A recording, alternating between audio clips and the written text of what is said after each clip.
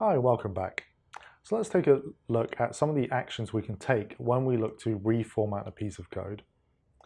So to access this, once again, we're going to go into the SQL Prompt menu, and I'm going to select the Options selection.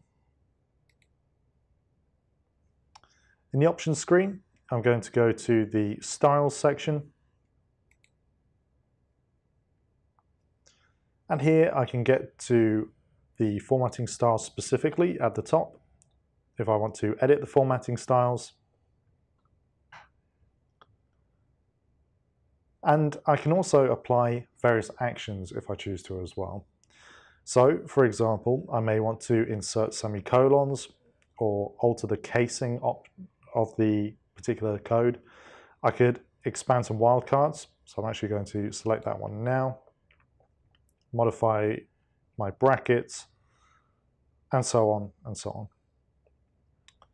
For now, I'm just going to choose the Expand Wildcards option, hit OK.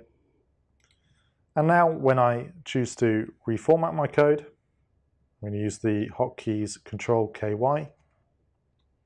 You can see that that is going to expand my wildcard for me.